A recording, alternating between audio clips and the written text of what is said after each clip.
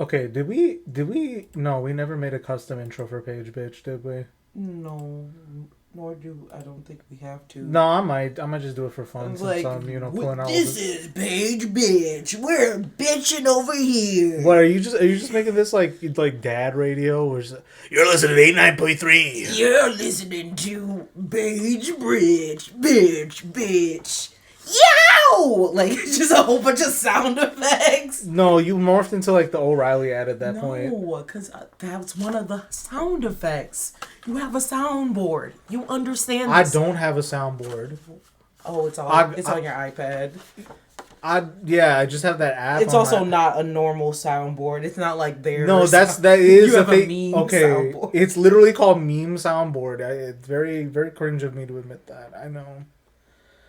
So yes, from the title of this episode, it is me and Sky here in the greenhouse with another segment of Page Bitch, our Page bitch. our our celebrity and I'm going to call it culture gossip section. Yes.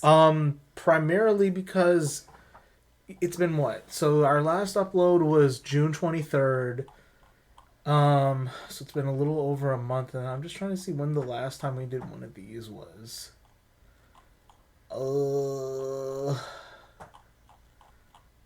I'm not even logged into the portal. I have to look on Spotify to check. I'm really folks. He's not doing well, folks. He's not doing well. He's doing very bad, He's folks. very, very bad. I mean, I don't even feel good doing the voice anymore because they're just. I mean, here's the problem with doing a podcast during just unspeakable. The worst times in the world. I mean, it's just everything is painted with a brush of unspeakable cruelty. Okay, the last segment of Page Bitch, the first segment, mind you, was September 20th, 2023. It's very funny how everything went to. Everything went to shite and a half, you guys. I'm not kidding. I have had a million ideas of what to talk about because there's always some shit to talk about. And Adi would probably like for there to be content and not just his ear getting yapped off of, like of me telling him like random shit. What are you talking about? Most people are always talking about, platforming this guy, platforming that guy. I'm a good husband. I'm platforming my wife. Hell yeah. So we're gonna bitch about some bitchy shit that's been happening. Don't downplay it. Don't downplay that because Sorry, we're gonna have a economic. that is and hold up. That's not what I said either. That's not and what. social. That's no. That's not what. Understanding, but it's only gonna be lightly that. Well, it's here's still the thing. it's woke, but it's not stats and figures woke. You get that? And sometimes we do need stats and figures. So here's the thing, we right? need bitches to pick up a book. That we do. That we really do. No, because I've really been wondering. It's been over a month. Things have gotten just aggressively more insane, more cruel, and just more unspeakable lately, right? But at the same time, like a lot happened since our last discussion, and I wasn't sure like how to have even addressed them at the time. I had a lot of changes going on in my life, and it's like, how do we jump back into the fore while addressing everything we missed and trying to come back up to speed? And I think our docket today might actually be ideal for this, which is why I was saying don't downplay it. Actually, I think this all ties together beautifully.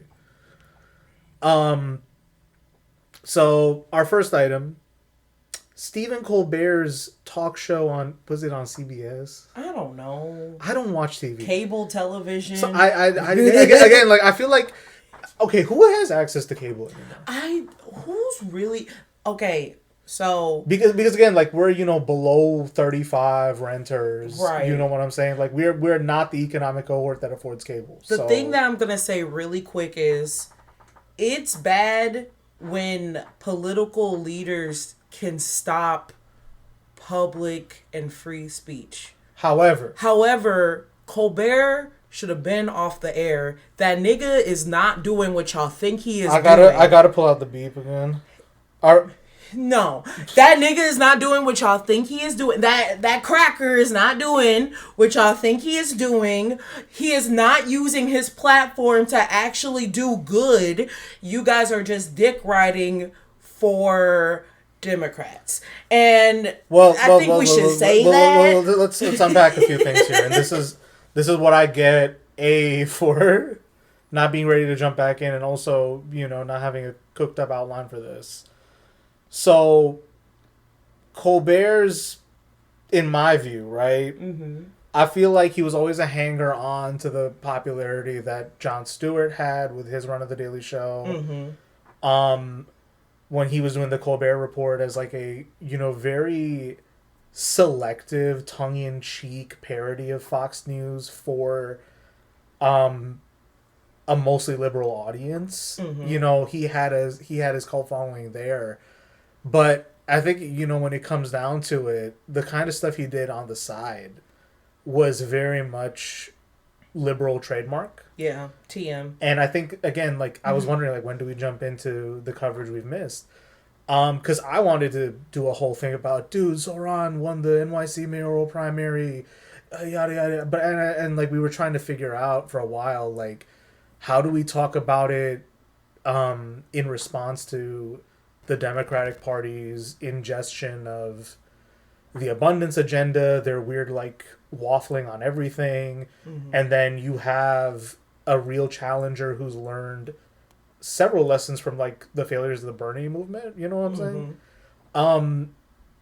What does that discussion look like? And I think it was very pronounced when him and Brad Lander were on Colbert's show, and Colbert just immediately taking like a page from, I'm just gonna call it the lobby, right? Yeah. Just very much DC Beltway policy standard on U.S.-Israel relations, just going whole hog on Zoran. Unilaterally, like, he's responsible for all anti-Semitism in the United States. And, like, every single bad thing in the world. Like, every single brown person who's ever done anything bad, it's Zoran. He should speak on it, and he should condemn whatever. It's like... But that's the thing that people did not realize, and people will look at that and be like, oh my God, that's so out of his, like, not Zoran, Colbert's character and everything. But that is literally that whole episode, that playing out him being aggressive to a person of color. That is why Colbert is there. That is why all of these late night TV show hosts are all white, straight, cis men. Is because they are there to pacify the masses, to put a little celebrity on the line. Who are the masses in this case? Because it feels like the audience for that gets smaller and smaller. I mean, yeah, but it doesn't matter. They really don't care who the masses are. Like, they just hope that they hit someone. They hit someone, and like they've all and they do. There's people who... I know someone from college who absolutely loves Jimmy Fallon. And it's like... It was weird of then. All the late night shows? It was weird then, bitch. But like that. Why are you standing Jimmy Fallon? He is not Megan Thee Stallion. He is not bouncing that ass. You get better leaders. It's also the whole format is just so odd. Like, I think, like, I don't know, people look at like David Letterman or Leno, and it's like, this guy, or even Conan, for example, right? Mm-hmm. No, please don't put Conan in that. Conan literally got canceled by his fucking shit because he says stuff. Conan fought, like, I understand you're not talking shit. I'm talking about the format, yeah. Yes, but I'm, like, that's the thing that's different, is Conan would speak out, and he would get canceled, and has lately, his latest show, I'm pretty sure, just got canceled, because he's talks shit and he says, and I'm not saying he's perfect, because again, white cis straight guy probably gonna do anything to keep his job because that's his job and that's his income. But Cohen has always tried to like speak his mind and didn't do the thing where Colbert is like, now that I got canceled, I can say I didn't really like being canceled. Like, not even really saying anything important to, not with his anger of losing his job. Well, here's maybe what I was trying to say, right? Is like it's always this weirdo like bringing on bigger celebrities than them, and it's very much like a trade show type deal where it's like they're there to promote their new product or new movie, and you have a softball interview or even like something that's more topically entertaining than anything. But I think like the thing about Colbert that sticks in my craw is in the 2016 presidential run, he had this amazingly like just brutal interview with Trump where it's like Trump's washing this guy. Like he was washing the entire press at the time. And he had like no answer for this. He was doing like really childish jokes about it. And it's this very like liberal posture of like pretending you care about vulnerable groups and minorities and then fundamentally also using them as part of the joke. Yeah. With Trump, it was just really stupid. It was incredibly stupid. Because, like, that's the thing that really bothers me is not only did all of those people platform Trump multiple times, but then nobody said, gee, that was a yikes. My bad, gee. I didn't realize that giving him a platform, even if we're making fun of him, was still giving him a platform. And getting his voice out for the stupid people who wanted to listen. But like, bad press is still press is the new literally name of the game, it really is. Like, we live in an era, and everyone should know this.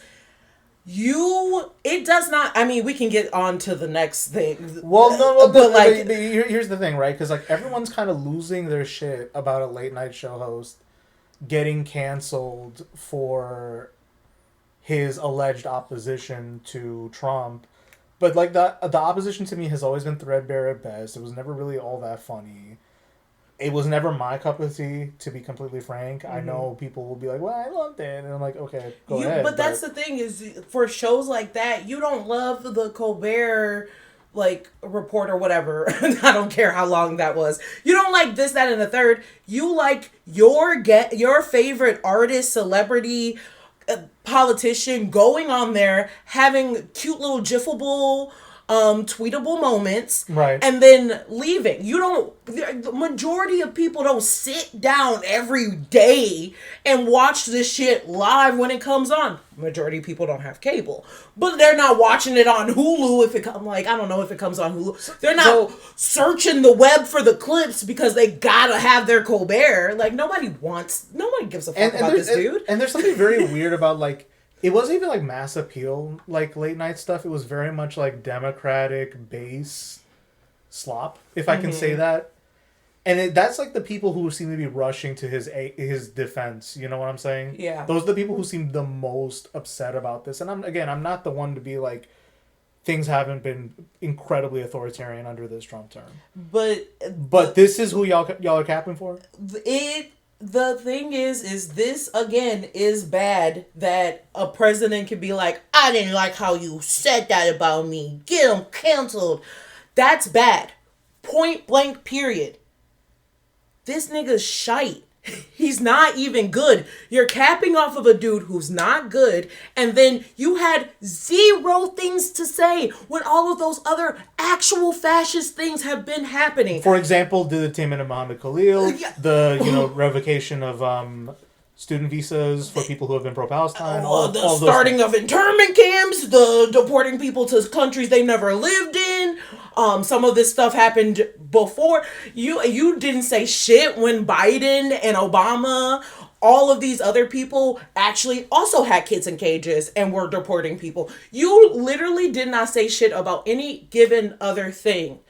But when a white, straight, cis male loses his TV show that was underperforming, specifically, no one was watching, and is in an outdated system of these late night TV shows, which truly, again, they're relics. They are relics of an old Hollywood standard and way of life.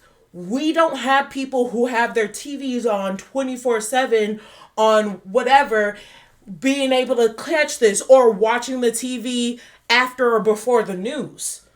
So this system that we are in doesn't even make sense to have these shows, especially with these hosts being as boring as they get, no spice, no real ideas, no personal like connection with the people that they sit and talk to.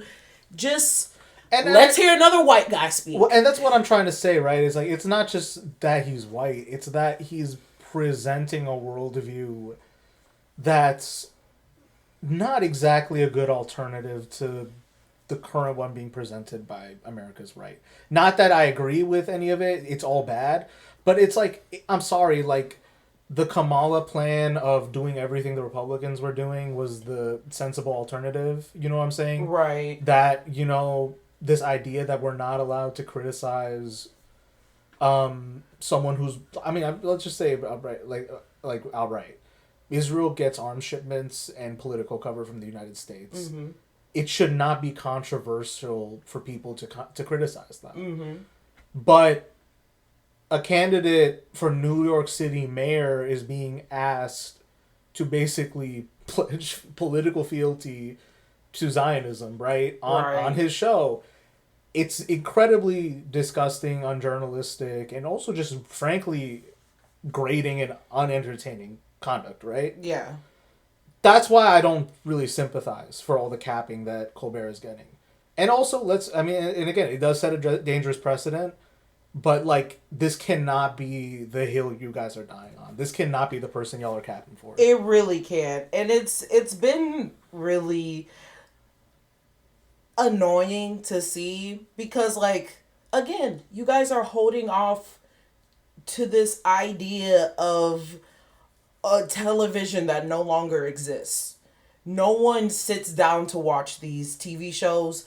Therefore, they should not get the budget to do stuff. Like, your favorite TV show gets maybe 3 seasons and then gets canceled on a cliffhanger. But Colbert can have 1 bajillion seasons, 1 bajillion episodes. And obviously, they cost less to do this, but they would rather spend all of this money on all these different TV shows that nobody watches unless it's your favorite person, and then say fuck you to all of the small creators.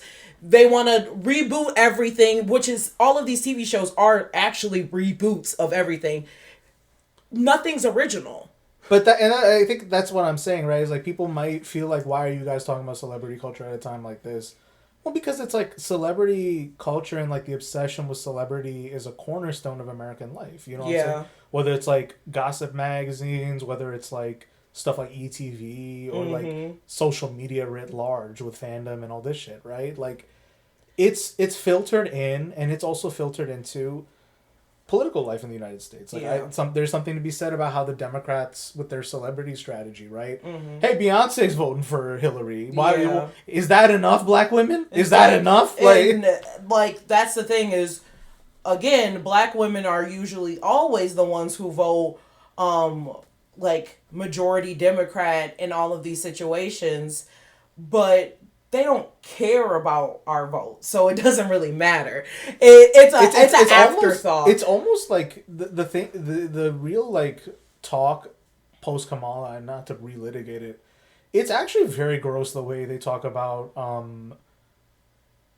black women's support for the Democratic Party. It's almost like they take it as a given, and it's like a pat on the head, give them a cookie type discourse. I never liked it. Yeah, it's like, okay, we're gonna get this no matter what, and then as soon as the vote comes in, it's like, look at the good little black women for voting for us. You did such a good job. Unlike those black men, those black men, and then it's like, and then the black men will be the second demographic, right? And then it will be like other ethnicities. White men, and then at the very last, like white women, and then you'll be like, so nobody's talking about them other demographics. We're having this big discussion about like, black people. It's very much like it's nerd shit. I don't know how else to say it. It really is. And again, it's like this filters into every other aspect, right? Because the obsession with celebrity culture, this idea of like cultural resentment that fuels the American right, you know. That they felt like the culture was dominantly liberal, and they felt this need to not only promote Trump as like this hegemonic own the libs type figure, But they also wanted to create these avenues of like conservative media, conservative celebrities are popping up all over the place. Conservative celebrities are in the government. Yeah. Not exactly that surprising to me because in India they'll turn any like successful actor into a politician for any party really. Yeah. Right or left. But like, they don't care. But that's what I'm saying is like in America. I mean, it's not even that foreign to America. Like Ronald Reagan was a fucking actor, right? Yeah. So it's like who, and like that's the right wing tradition at work. There, so that's again, Americans will never talk about their relationship to the celebrity and like, that want to be that, and like no one is really gonna talk about less than Trump being on a reality TV show, but the only reason we know who Trump is because of celebrity. He was a horrible businessman. He should be someone who's just sitting somewhere bankrupt working like a office job right now because preferably jail. But like he's a failed businessman who used all of these connections with people like Jeffrey Epstein. I wasn't even trying to do all of that. It's just true. Who used these connections with these celebrities to get more celebrity, get more money, get more capital, and also this do more illegal shit. There's also the image of Trump as like a luxury brand. Right. Trump hotels. Even though all of those brands fucking are bankrupt. We'll forget that, bro. Like, calling your wife bro is a real fucking slip up. Yeah, bro. Yeah, it was up. Up. Yeah. Okay. So what I'm trying to say, right? What was that one video where they were like, it was the Trump Phantom of the Opera Vic Berger thing, where they were like going like all the meals at Mar-a-Lago look disgusting. Oh my god! Everything about it looks ugly and garish. I hate rich people because they are truly some of the most tacky people, individuals. You think your one like trailer park auntie who has everything in cheetah print is like fucking tacky and shit. Wait until you see Jeff Bezos' fucking wife's wedding dress. That they have the tackiest wedding and it costs $50 million fucking dollars. And you pissed off the Italians. And you pissed off because how do you rent Venice? Like I'm telling you, these people deserve the worst you can think of, and even worse than that. I mean, especially like, you could have got a better bang for your buck in Galveston, Texas. Hell no, nasty ass Galveston, Texas. Just know that to all our listeners in Galveston, Texas, we hear you, we see you. I'm so sorry they did that shit to you, bro. Like, I feel like y'all should be the ones who start the uprising because they did y'all dirty. And all your shit just costs so much money now. You can't sell the house. You can't leave. You're stuck there. So, yeah, I mean, in conclusion, right, it's like, with the Colbert saga affair issue, all I can say is, like, I find this kind of, like, the liberal humorist sympathy and, like, hero worship, and I'm someone who was, like, a huge Jon Stewart fan. Huge back in the day. Yeah. Like... Same. I used to be one of those people who watched it every day. It's so stupid because it's like I'd be watching The Daily Show for talking points. I would be watching because like there is something to be said about like satire as a means of criticizing very cruel or very stupid politicians and people in power, or like mentalities and ideologies. There is power to satire there, but like it's only one of many tools. You cannot perform a political project with satire alone. Yeah. You have to be fucking for real. Like, you have to talk to people seriously, especially because, like, not every person, like, resonates with satire. Right. Not everybody understands satire. But also, it's like again, like, satire is, at the end of the day, in this system, it's a consumable product. Mm-hmm. And... if your action for the day is consuming satire, you're still in the consumer of media dynamic we've talked about on, what is it, 113 episodes now? and it just, I don't know. We got 3 more things on this note card outline. Next item, Epstein blackmail photos. To be honest, I did not do my research on this one, but this also bleeds into everything, right? Because I think like the Epstein scandal from the first Trump term onwards has been like just something in like the cultural consciousness that like is both in the foreground and suppressed at the same time. Mm-hmm. And I'm saying this as someone who used to have like this kind of like highbrow interest in conspiracy theory and conspiracy culture and all that. There's just, again, there are these things that they get metabolized so bizarrely in the American public consciousness, right? Mm-hmm. Because they occur in suspicious manners, they occur in incredibly suspect ways, and moreover, they betray this deep sense of injustice and abuse of power that if you buy into American ideology that, you know, this is a fundamentally fair and just place, it spits in the face of that. Right. It's something like the Epstein scandal, I'll call it that for the time being, right? It's just, it's monstrous, it's unspeakable, but moreover, it fits at that, like, really voyeuristic intersection between celebrity and power. And you have, again, like, all these celebrities mixed up in it. You've got these very high-profile allegations, gossip, very confusing stories about it all. And again, there's been a resurgence in Epstein, like, you know, and I'm not going to say all of it is inherently unwelcome, right? Because people are trying to speak to something real. But I think something that was, like, very bizarre about the right's metabolism of it and how it led into stuff like QAnon and their, like, conspiracism during the pandemic and, like, just that time in modern history, it led into this very weird dynamic of, like, there's white hats and black hats in the celebrity and political worlds. Right. The white hats are Trump and, like, the right-wing celebrities, our podcasters, our guys, our influencers, and then, like, all the libs are, like, involved in some of it. And I think it was, like, you know, both a very malicious way of presenting the facts. It's a way of presenting the facts that actually, you know, dehumanizes and uncenters the victims.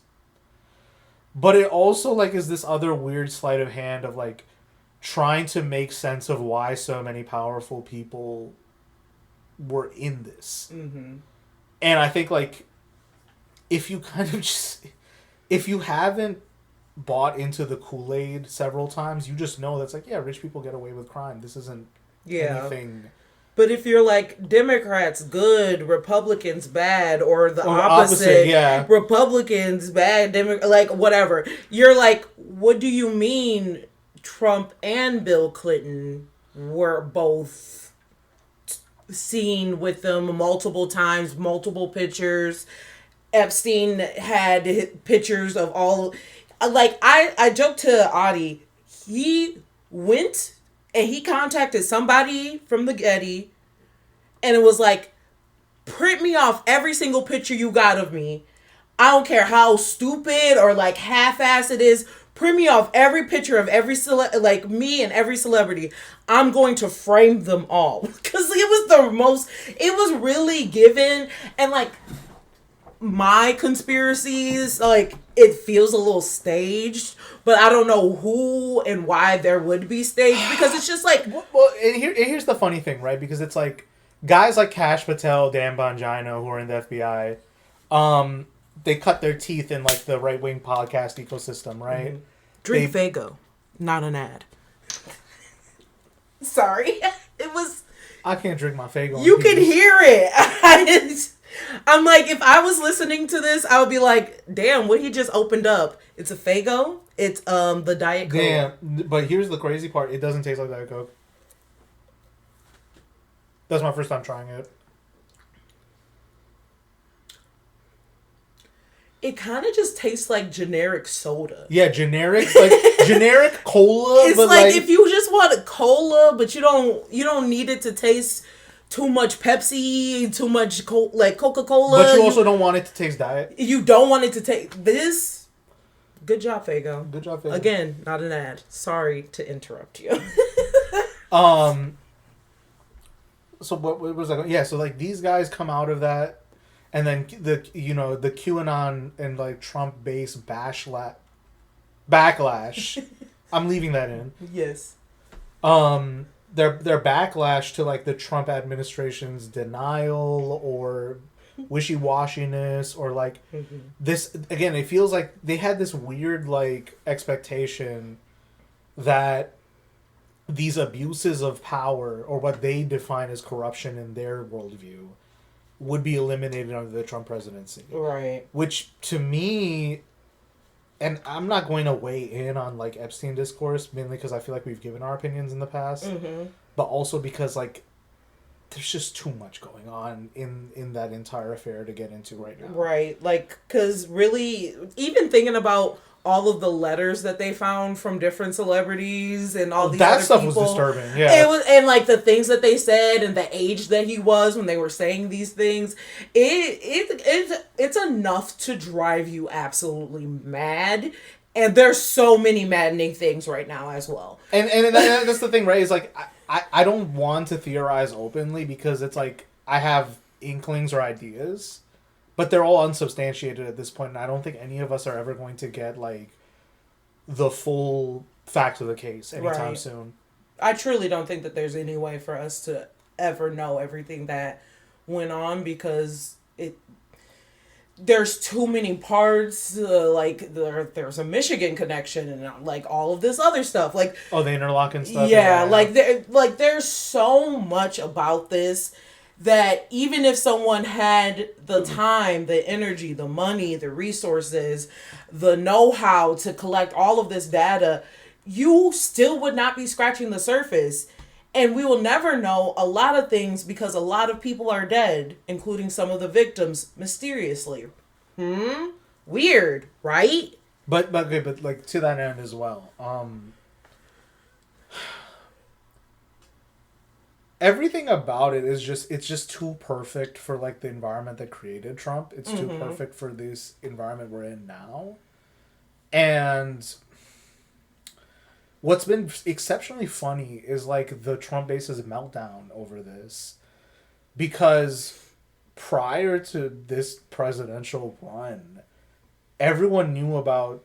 I felt like everyone knew about the Trump Epstein connections. Everyone knew about it. Like that's the thing is, I think they're truly lying, or they truly just was like, that didn't happen. Like like there are especially like people who are obsessed with Trump who have this. You have to have this amount of denial in your head where you're ready to deny something, even if you know the opposite to be true. I think they were really doing that until like there was a little bit more proof, until y'all saw him I don't know. I mean, actually, no, this makes sense. I truly still don't know what was the thing that like made it click for all of these people, because like it really felt like nothing changed, and then they were just like, I'm mad now.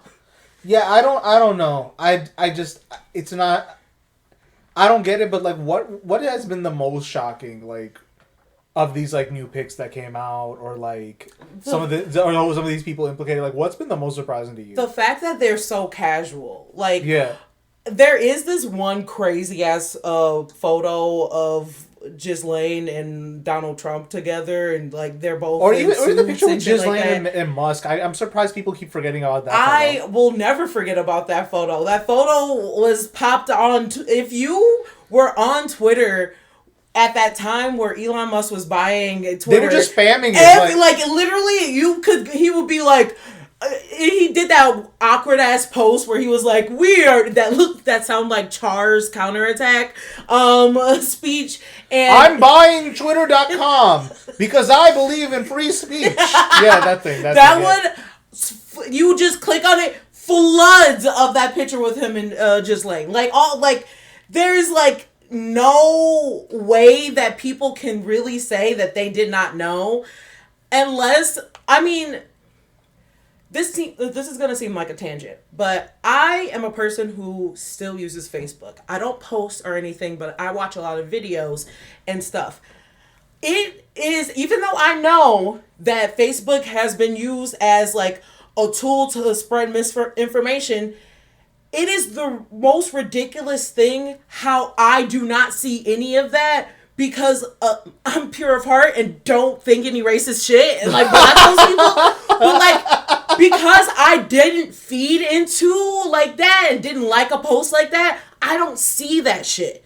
My shit is vegan recipes and like gardening and all this other shit. You guys search for the bad stuff, like the bad stuff, get only seen this bad stuff because you're evil fucks, and then is wondering, how did I not know that Donald Trump was a pedophile? That is crazy. You wouldn't even kick out your uncle who's a pedophile from your family picnic.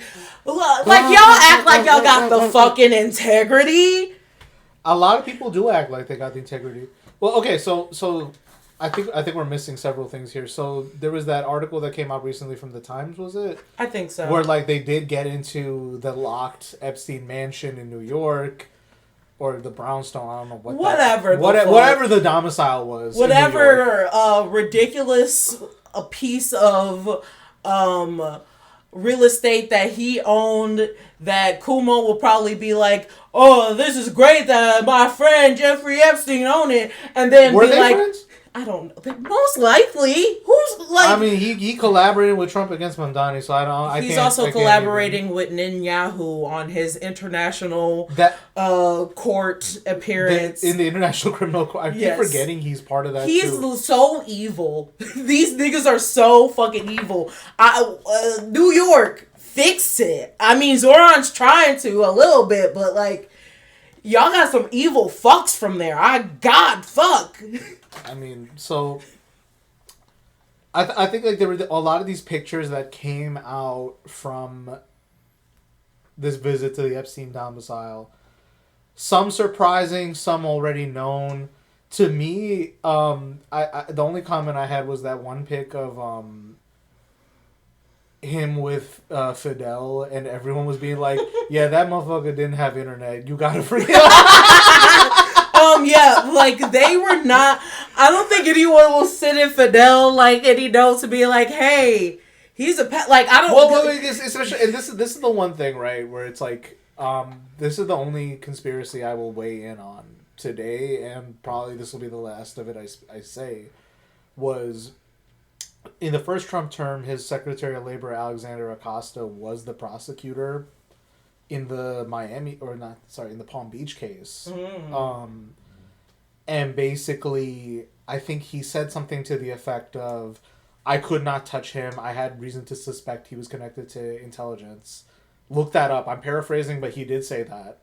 I do remember that. Yeah, he did. And that's when everybody was really deep into so like... oh, what intelligence is real? Well, so that's like some people say. Some people say U.S. intelligence. Some people say Israeli intelligence. U.S. So Israel. So there was this whole discourse about like, is the reason why Trump is getting into Epstein trouble right now because Netanyahu doesn't like his conduct?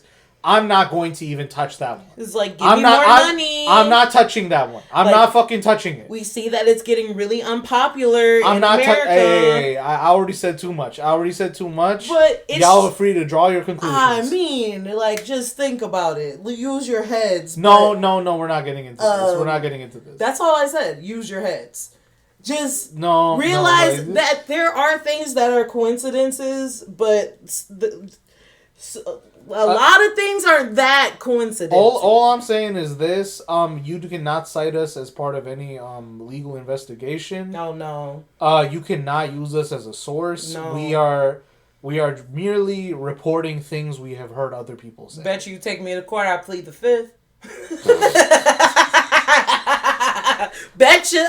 but again, it's also like I'm commenting on something that everyone is looking at and being like, that don't add up. Yes. That don't make a little sense. When things don't add up, just don't also be like, Well, those things don't connect. Like you can use your brain to like connect things, or at least if it's not connected, open a file, put it in the shady things file, and then you'll see a lot of these things are maybe related in the shady things file, and then put it back in your brain, and then think about whatever the fuck else you want to think about. I got a question. Yes. Because it comes up with us personally, and I think this is going to get me in trouble for saying, but are conspiracy theories true crime for men? Yeah, I was actually thinking about this earlier, that men use the word esoteric because they don't want to be like, I'm into true crime. Like, it's literally the same shit. And then, like, because, like, I was very much true crime, one of those people who was raised off of true crime. It's really fucked up what they did to us dogs, but like, I don't know, they made us a paranoid that none of us ever should have been. But it's not just like, because you can talk about like, the female obsession with true crime. You could talk about like the weird like white woman, wine mom into true crime, but you always had stuff like Dateline. You always had stuff like Oxygen, like Snapped. That's a whole show about like women, mostly white women, who were like living their normal little lives, and then I killed my husband. Like, it was a show. It happened enough for them to have multiple episodes and seasons. And I'm wondering if it's like the 80s and 90s, or I forget, like the Joe Biden crime bill. You get what I'm saying? Like, yeah. Is it like the ripple of that?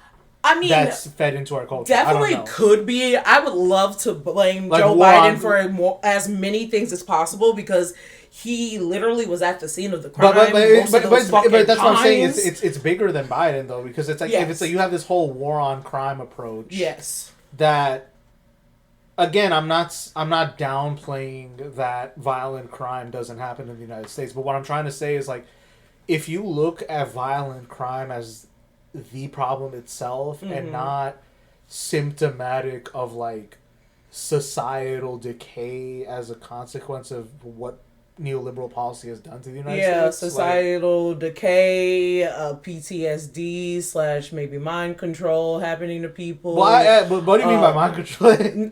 I mean, MK Ultra.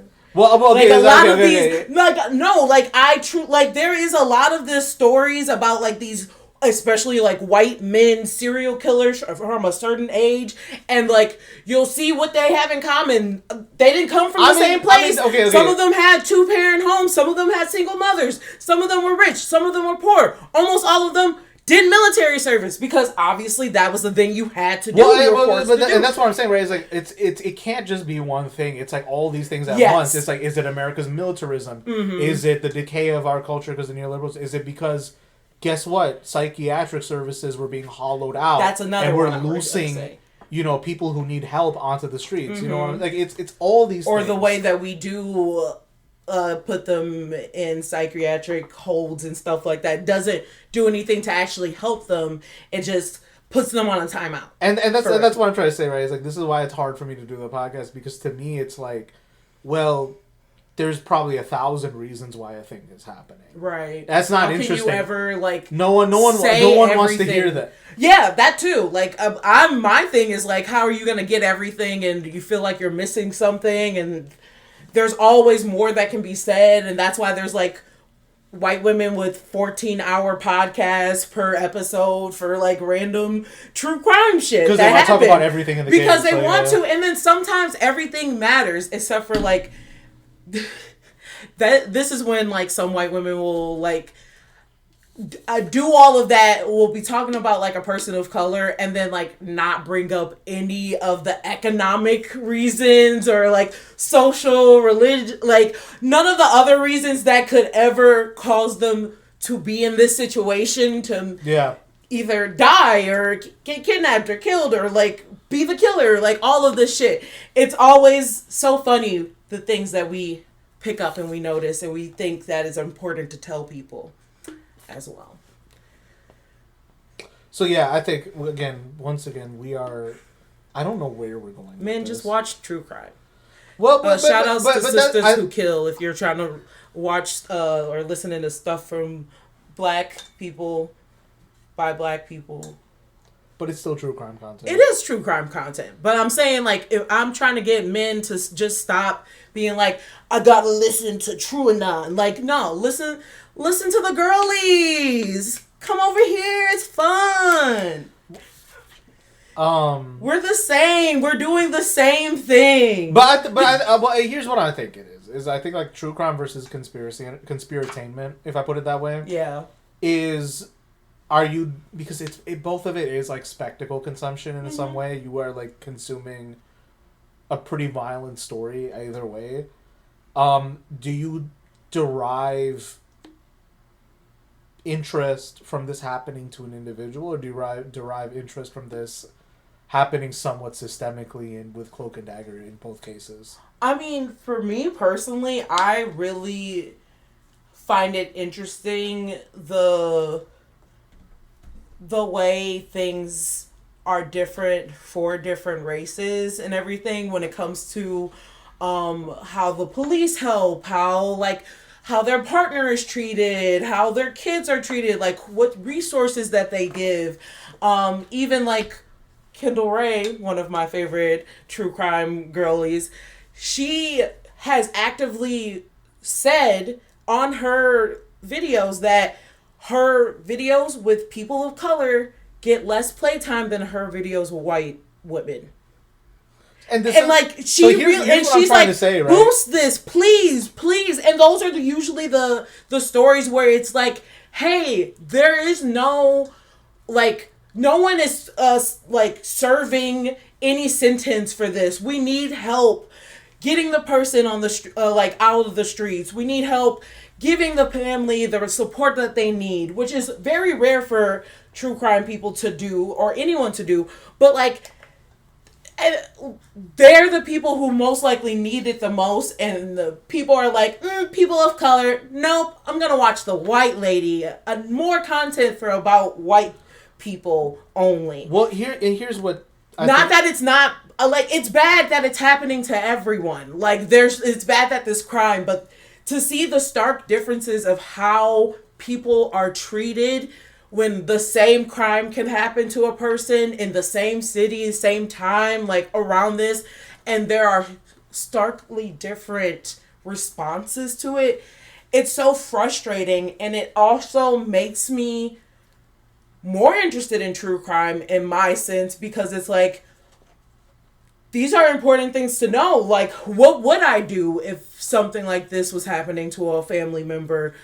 How would I react? What resources can I ask for? And it's one about that paranoia that like a lot of women and assigned female at birth people like have. Or femmes. Like have. Let's be inclusive. Yes, I'm sorry. A lot of the girls and girls have is like, I'm scared. What do I do? I need to be prepared for all of these different things.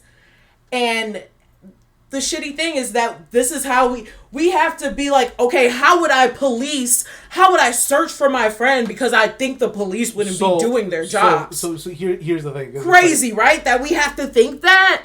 I wasn't asking it in a way of like justify your interest in true crime. Oh no, I just what I was trying to get at, right, is like, God, everyone's gonna think we're fighting each other. Like, what I was trying to say is like, what it comes down to in all cases is like, there is this societal interest in the idea of miscarriage of justice. Yes. Be it because someone feels that way about their personal life, be it because people have circumstances where they feel like there has been a miscarriage of justice to them personally, or that, you know, they see a societal issue and they feel powerless. Like, whatever the case is, or, you know, they're feigning an interest because it makes them look, like, whatever the reason is, it seems to be like there is an interest in it either because of people's position in the world or because of what's happening around them and then how ideology forces them to metabolize it. And then that interest is then expressed wildly differently. Mm-hmm.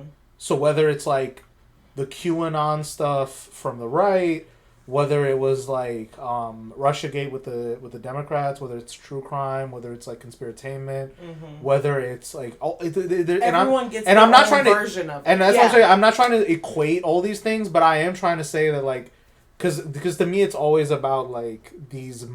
I'm always interested in the metaphysics of it, right? Mm-hmm. That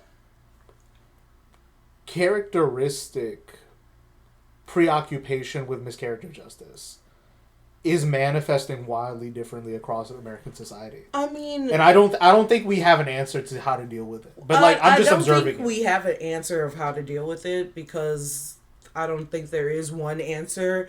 But when you think about America, the founding on it, like the colonies, no, natives, just go over there. We won't go past there. We're going past there now. Like the enslavement of people for hundreds of years. I would take it down to the present, right? Where it's just like, again, like people are losing their jobs for no reasons. We're having like cruel deportations, but all of prosecutions of wars that don't need to happen. The cruelty has always been in the fabric of the country. The misjustice of someone has always been a part of how America got created. So there is this idea for everyone. Like, of course, there is a misjustice, but what does it have to you? How are you seeing it? Yeah. And for some people, it's like, well, the misjustice is all of the coloreds. Like, but like some people see deeper. And like, this is also why we had, like, you can bring it lynchings. Like, all of that stuff, those was white people wanting to put the idea of judge and jury in their own hands. The cruelty was the point. The doing the misjustice was the point. It's a part of all of it. And I think that's actually a really good point you bring up, because again, like, I don't know where I'm taking this thread. I just picked it up and ran with it. Is like, because there's an inherent madness to American life that comes from like all the wanton cruelty of our history and like what we're doing in the present, right? Mm-hmm. And it manifests in these multiple symptoms that we're seeing, right? But to that end too, right? Like there is, because I would say that like that preoccupation with justice for me manifested as left-wing politics in some sense. Yeah. In some sense, I would view it that way. But then like you said, people can take that same instinct and leverage it to evil ends, like you're saying. So it's like, and they can do that in a more leftist space as well. Like they don't have to just do that, like, and go and become a Republican. We know that Democrats are a lot of times doing the exact same things of the Republicans, or trying to conspire to do even worse. And actually, they do it, and the obsession with like norms and normative process and all this stuff like probably factors into that madness of. I'm doing it for good reasons. I'm doing it. I get to help one person. Like it's like the trolley problem on like fentanyl. It's like, is that what we're calling this? Is that what we're calling this? Trolley problem on fentanyl? Honestly, probably. Oh, like God. it's truly. Would you save one person or kill 1,000 people? They're gonna kill 1,000 people. It's like, it's truly, they don't care. Yeah, I didn't know where I was going with any of this, because it's like, I don't want to weigh in on certain things because the way the parapolitics community has gone, I'm very wary about jumping into those topics. I kind of regret some of my initial interest in it. I don't know why I feel compelled to say that, and I'm gonna get in trouble for that, because I felt like there was a quote unquote left wing way to talk about things like the Epstein story, right? And there's a way to ingest and discuss it that is sensible in the sense of, what did you think? Rich and powerful people abuse the system all the fucking time, right? And they do horrible things, and we should try to not only get justice for the victims, but we need to talk about the injustice inherent in the system, right? And then I think like it takes a life of its own, and people get caught up into all these esoteric subjects. I'm not here to cast judgment on anybody. I'm not here to tell anyone they were right or wrong, but the co-optation of these cultural issues by the right has made it incredibly difficult to talk about a lot of this shit. Yeah. And it's like, we already scare the hoes on this show as it is, but it's like, you know what I'm saying? Like, it's just, there's certain topics where it's just like, yes, these are very, like, weird things that happened, and, like, some stuff is not substantiated, or it's not, like, mainstream to have certain views and all this, but at the same time, it's like, you don't want to live in unreality. It's a very hard line to walk, especially just with how mad our present moment has become. Right. And I don't want to contribute to worsening things for people, you know? Yeah, like, for a lot of this stuff... I could just be too worried. Like, I could be in an abundance of caution. But the friend that is too worried. But, like, for a lot of this stuff, it also is, like, you know that someone else probably had a take or a similar take, or maybe you're the person that should have the take. It doesn't have to be us. If you feel some type of way, maybe it's not a podcast, maybe it's a blog, maybe it's a newsletter, maybe it's something, like, maybe it's a tweet, maybe it's a thread. Because I'll be very fucking honest. Like, I feel comfortable saying this. Again, we're like, what, 123. Fuck me. So this is episode 124. Hell yeah. I mean, I started the podcast because, like, I didn't have a space in my social circle to talk about the views I had, right? Then my social circle changed. I'm not going to get... Yeah. There's no need to get deeper into it. Like, it's like our social circle changed. And then I was in a space where I was actually safer to express those views, and, like, people agreed, and even if we didn't agree, we could have, like, good discussions about it, and like we came away with it with a deeper understanding of the world and all that shit, right? So it's like that changes the reason why I want to do this, but it's also like it changes the reason why I'm interested in this stuff. It's not that I think it's good to talk about politics and discuss politics. Like, I think that's important, but people should get smarter about how they do it. You for sure. Like and again, it's like, I don't know, bell hooks is kind of, you know, like, I have my whole criticism of bell hooks and, like, how it's, like, you know, feel good stuff for white liberals at some point. Yeah, some of it, yeah. But it's like master's house with the master's tools, like, as an expression gets used a lot. But that is how I feel about certain discursive patterns. That's how I feel about certain things like social media and like discussions that are initiated by what I'll call the mainstream, right? Is like, if you take people's terms of the discussion and use those only, it's limiting, but it also just, like, it forces you to take someone's worldview over your own. Right. And it also, like, discourages you from doing the effort of actually learning it yourself. True. I didn't know where I was going with that. Yeah.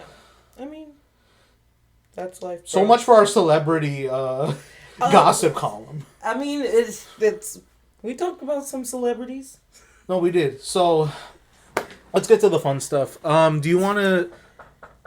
Should we talk about you want Panama playlist or the American Eagle jeans ad? No, Panama playlist. Okay, all right.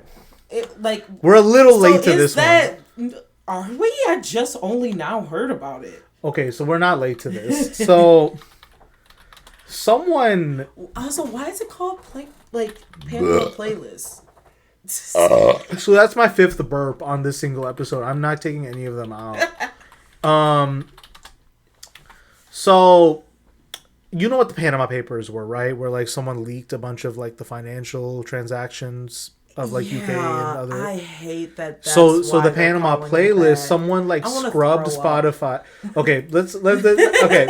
So reading from the New York Post, by Shane Galvin. The New York why the New York, bro? You nobody trying to support y'all, so y'all can be like, oh, somebody killed these kids in Gaza. Okay, who knows who? So this was published Dumb July fucks. 30.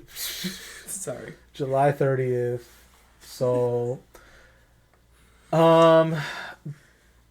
according to the Panama Playlist, a site that quietly went live Wednesday and claims to reveal the private music tastes of a slew of public figures. Quote, I found the real Spotify accounts of celebrities, politicians, and journalists. Many use their real names. With a little sleuthing, I could say with near certainty, yep, this is them, the anonymous eavesdropper wrote. We've been scraping their accounts since summer 2024. Playlist, live listening feed, everything. I know what songs they played, when and how many times they wrote. Also stating the project has no affiliate. New York Post doesn't fucking spell check their shit. The project has not affiliation with company Spotify.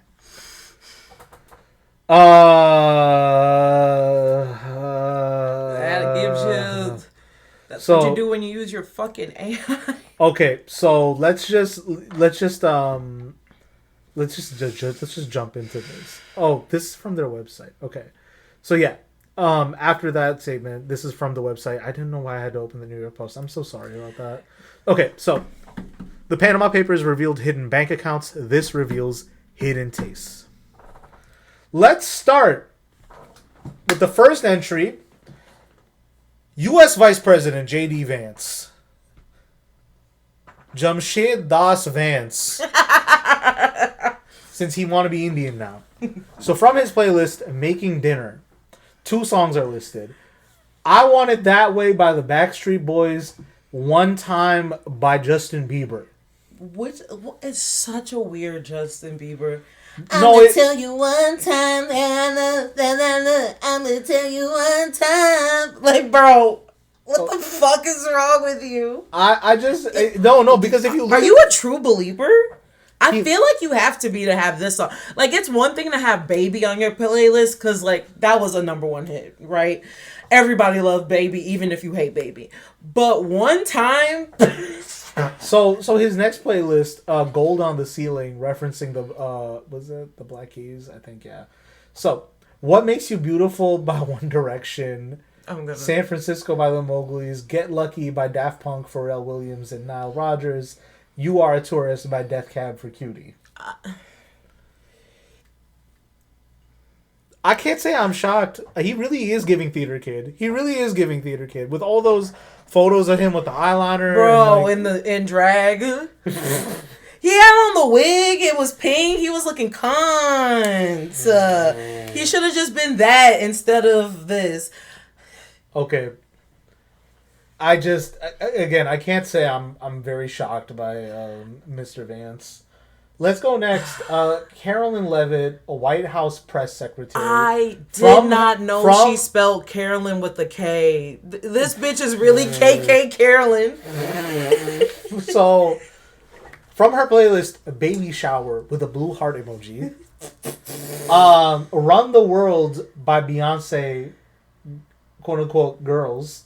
Next one, Girls Just Want to Have Fun by Cyndi Lauper. A Bar Song, Tipsy by Shabuzi. I Hope You Dance by Leanne Womack. Mom by Meghan Trainor.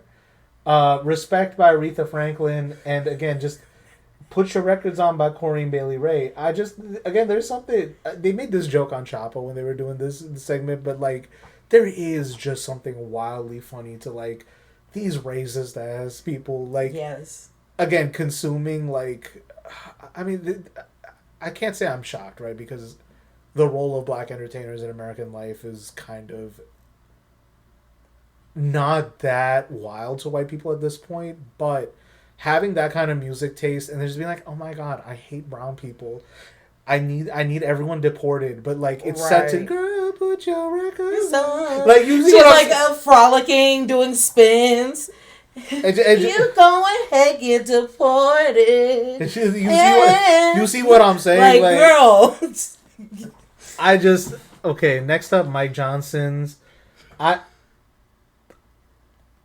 don't even know what the fuck is. Okay, so One Night Love Affair. By I can't say I'm shocked by Bryan Adams, but ain't Bryan Adams too raunchy for this guy? I don't Right. know. The Finding Nemo egg scene score from Finding Nemo.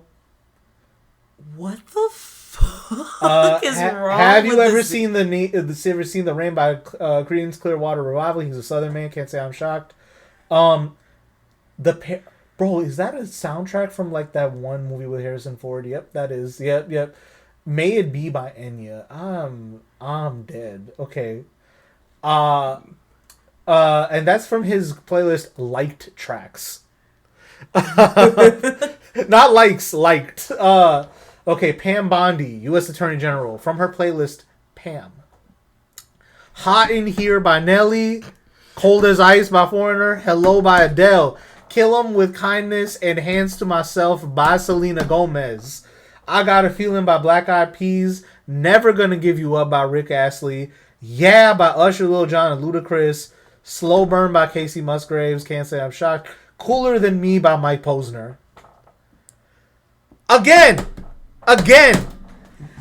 She's over there like every time someone calls her out on like a actual thing that she deserves to be called out, she's just like over there, listen, you think you're cooler than me, I got designer shades, and then she's like wearing designer shades because she doesn't understand that she's the type of person being made fun of in that fucking song. but again, it's just like, there's something so so when Hannah Arendt was talking about the banality of evil... This isn't the bitch who's 27. That's KK Caroline, right? Probably, yeah. Okay, I was like, because this is very millennial coded. Like, older millennial coded. Very older millennial coded. As a baby youth millennial, I can say that. So again, like I'm saying, is like there's something so bizarre about how cruel their policies are. Mm-hmm. Their political project is based on cruelty, but like what they're scoring it to top 40 music. Right. Why is this iteration of what we call it, fascism, authoritarianism, right wing pop, whatever you want to call it, why is it set to top 40 shit from the 2000s? Literally leaving a concentration camp, like opening and being like, I got a feeling. Like, you are a demon. But again, it's like, they won't have music for you in hell. There's so much of this to be said about, like, Trump just listening to Broadway show tunes, like, while, like, being chased by the press, you know, like. Literally, when I first heard that, I was, like, the most disgusted I have ever been for ever liking a show tune. And I don't really like that. I'm not like a musical girly TM. I listen to some, I know some, blah, blah, blah. But like, I was like, the idea of him going and saying all of the fucking shit that he said, like, especially think Trump won, him coming out saying all this bad shit and then like getting into the car to go golf, which that nigga has not been golfing this year. No, he was in Scotland to golf trying to duck the press, and it's like, what was the Scottish press like? You think you'll run away from the Epstein coverage, Mr. Trump? It's just running as like. Why was he on the roof? And why didn't he do a flip? That I don't even know how to weigh in on that one. I don't even know. Okay, Ron DeSantis. From his playlist, Hodgepodge Mix. I hate him. Ring of Fire by Johnny Cash. Piano Man by Billy. Okay, can I say something? I never understood the hype for Piano Man. Like, white people, it is one, like, that playlist, songs that white people go crazy for, is definitely in there. Sing us a song, that's the piano man, whatever that shit is, right? But it just, again, I did not know that was Billy Joel. Yeah. I think I thought that was Elton John.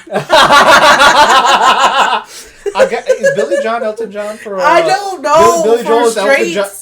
Yeah, that's what I was thinking. Yeah. Life is a Highway by Rascal Flatts. Oh, such a good song. Take on Me by Aha. Party in the USA by Miley Cyrus. Voulez-vous by ABBA. You don't deserve ABBA, you dumb bitch. Oh my god. Okay, Sam Altman, the OpenAI CEO, who and again, in 2023, we did do the OpenAI diss. We can't say it?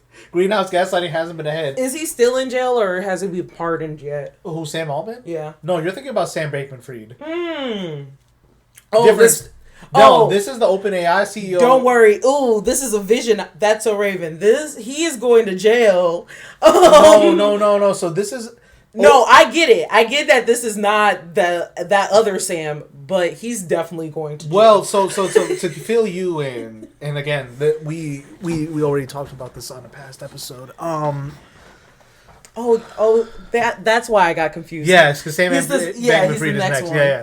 So Sam Altman is the CEO of OpenAI. There was a whole drama about his ascension within OpenAI and the partnership with Microsoft and the push to AI. ChatGPT is one of their big products. That's what I thought. You know. But yeah, he's definitely going to jail. Now, in our I episode, hope it's soon. Well, on top of him being like a very just horrible boss, from what people have reported, ugly too. There was an open letter from, I don't know if it was his, from a female sibling, alleging sexual misconduct. I'm not going to get into it. It's unspeakable. I don't want to repeat any of it. He need to be in jail now. But hear me out. Hear me out. Because I'm now terrified of what kind of like pervert this guy is, because from his playlist, My Shazam Tracks, Good Looking by Dixon Dallas. Wait, this nigga Shazam Wait, so you saying this nigga was in public and he had to Shazam these and then put them in a playlist? Now, we'll just revisit Good Looking. I Don't Want to Wait by David Guetta, One Republic, Get Your Freak On by Missy Elliott, again, chilling. Blame It On Me by George Ezra. Now, Good Looking by Dixon Dallas, you may not remember this until I say he's bouncing off my oh my God! So he was in a space. He was out somewhere, heard that song, Shazam, turned on the Shazam, so he can make sure he saved this song to listen at another time. And it's just, I want y'all to hear that. But again, it's like, I really worry about it because, you know, Good Looking by Dixon Dallas, it's like, again, I do love the advent of gay country, you know what I'm saying? It's an amazing track, whether, you know, you're gay and resonate with it, or whether you're just, you know, not gay and you find it funny. But again, something about this guy just being tech elite CEO, alleged weirdo, just, you know, going on Shazam to put this on his playlist. He's bouncing off my booty cheeks. I love somewhere. The way he rides. He was with... I can hardly breathe when he's pumping deep inside. Oh my God. That is so insane that he Shazammed it. Oh my God. It would have been... If it was just like liked songs, I would have been like, you know, that could be a mistake. He could have accidentally, like, you know, this nigga was in a space where this song was playing and was like, I need this. I need to listen to this song again. Oh my God. So again, that's like, psychotic. So again, just I don't know who Palmer Luckey is. He's the Anduro Kovac. I don't know who that is. What is Anduro? Let me just make sure I know what I'm getting into here. Transforming U.S. and allied military capabilities with American defense technology. So they give stuff to Israel. Ew! Oh. And again, using a Lord of the Rings reference for your tech company is really, really sad. Oh my God, this dude is the worst. Oh my God! Please, Oh wait, Sentry Towers? Oh no! If you want mental health, do not look up what this dude looks like. In a 2024 interview, Lucky described himself as a radical Zionist. How did I know? We're not getting into this. So Sam Bankman-Fried, again, the scammer who looked like that. I don't know what's more monstrous, the fact that so many people bought into the FTX scam, or like the effective altruism thing where they're like, it's us elite tech guys who deserve to spread our seed type shit. It's all fucked up. It's all of it.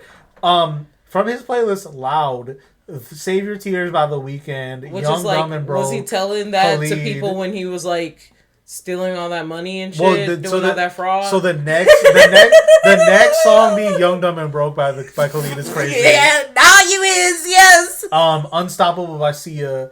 Now then next up, his playlist Soft, Bad Religion by Frank Ocean, Runaway by Kanye West, Hide and Seek by Morgan Heap. Do you know what that is? No. What you say? Oh my god, the That you original of only it. meant well when it was you did. What you say? Yeah. What's it called? Oh, fuck. He looks like the only kid that came back from his trip to Israel. Birthright? Yeah, his birthright trip, a virgin. You're okay. What Jewish community? I need you to make a. You can't be saying all that black baby joke. I need you. He literally looks like someone was like, no, not him. You can't say that. You can't be saying all that. He definitely. You can't be saying all that. Palmer Luckey, again, another evil guy who we just described. Please don't look him up. He's so ugly. From his playlist, Best Music Ever. So again, this is the guy making I'm so pissed about this. Military technology. Ultimate by Lindsay Lohan. Since You've Been Gone by Kelly Clarkson. So Yesterday by Hilary Duff. Bye Bye Bye by NSYNC. 1,000 Miles by Vanessa Carlton. And Skater Boy by Avril Lavigne. I hate this. Did he cap at 12? Is that what happened? I think so. Okay. This is also very millennial coded. Wait, go back up. It's truly weird to think that he's actually listening to this. And if you want to add a little celebrity gossip, Kelly Clarkson ex-husband died, and I know she's really happy and singing Since You've Been Gone. God. Celebrities. Okay, Seth Meyers, late night host, Port Jams. I don't even want to look at that. I don't even care. Pete Buttigieg, former U.S. Secretary of Transportation, from his playlist Election Eve. Retrograde by James Blake. I hate this. Which election was he referring to? This nigga hasn't ran in the election in since 2016. Yeah, in 8,000 years. 2020, my bad. That's why it was so funny when somebody was asking him if he was gonna run. I can't remember. I think for Gary Peters' seat in Michigan, and he declined. And it was like, and when they asked Kamala if she was gonna run for governor. These niggas haven't won an election in how long? And you ask them if they're going to run for these things? How does that make sense to you? That someone who has been a Class A loser for multiple, years should just get up? You want Hillary Clinton to run for president 2028 too? That's what I'm hearing, y'all. Let's get another loser up. Okay, U.S. Congressman from Texas, Dan Crenshaw, from his playlist 40th Birthday. And again, this is what I mean by cruel right-wing politics set to top 40 music. What was his 40th birthday? 40th years ago? I just want to go through a couple of these. Anything Could Happen by Ellie Goulding. Unholy by Sam Smith and Ken Petras. Anything can happen. Paper Planes by MIA. But again, you want me to say it? Yeah. Niggas in Paris with Jay-Z and Kanye West. Who was in Paris? They was niggas. God. I guess he means Paris, Texas. Next up, Hakeem Jeffries, Minority Leader of the U.S. House of Representatives. From his playlist, Galentine's. Wait, why were you throwing a Galentine's Day party? Was he throwing it for Nancy? What's going on? Sorry, Speaker Pelosi. Bad Girls MIA, We Found Love by Rihanna, Best I Ever Had by Drake, Holla Bad Girl by Gwen Stefani, Always on Time, Ja Rule and Ashanti, Diva by Beyonce, Love by Keisha Cole. It's so embarrassing. It's You so think fucking... Hakeem Jeffries know all of the dance moves to Diva? You think he went up there and was like, I'm a diva, I'm a diva, I don't know. I don't know what is going on in there. You think Nancy Pelosi was like, I will only let you become a majority leader if you... Minority. Sorry. Yeah. That's embarrassing. Shouldn't it be the opposite right now? Didn't y'all fumble so many bags? Isn't it? Not one, but two. Multiple bags. Also, another thing, celebrity, I guess, or still politics. I learned today and told Adi that r/Democrats has done a ban on democratic socialists and talking about socialism, and They also mentioned Leninism and Marxism yes, by name. like right. It was really, it's giving. And exactly. Again, it's just they want two right-wing parties. Exactly. They want two right-wing parties. This is not. Do you want the super right or do you want the middle super right? That nigga not even a celebrity no, or like a politician no more. Who? Andrew. No, that's Alexander Wang. Oh, that's the Meta Chief AI Officer. I'm not even gonna get into this. Daniel Lurie, the San Francisco mayor. I'm just gonna read this. This is America by Childish Gambino being on his track My Peloton Music. Ew. So, the All In podcast is just again one of those horrible like. A business and technology podcast hosted by 4 venture capitalists. Chamath is an Indian guy on it. There's none of those words were in the Bible. Again, there's something I want to say about like what is viewed as success in the South Asian diaspora and how much I hate that it's like Vivek Ramaswamy, Chamath, Palipati. Man, is he Telugu? Is that what's going on here? Are they dropping new Telugu names that I never heard of? They dropping Sri Lankan. My bad, bro. My bad. But again, different type. Well, okay, no, he's still in the diaspora. Yes, you guys like Chamath. That's why I said different type. Again, Kash Patel. There's these very bad views of like what success looks like in the diaspora, and like people, especially the right wing, is trying to say that's what you should aspire to be, and I disagree with it. But okay. Also, what is with these fake jobs that these motherfuckers have? You had 3 options: doctor, lawyer, engineer. None of that shit is doctor, lawyer, or engineer. Stop with these fake ass jobs. To all my South Asians, I need y'all to make a "you can't be saying that" black baby name.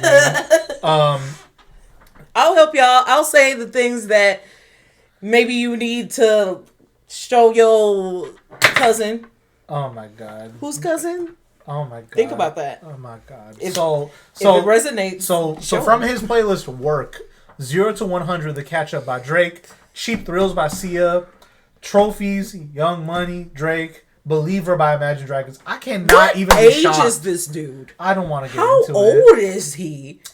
Chris LaCivita. I thought he was older, but like I'm also like, is he in his 40s? Does he just look bad?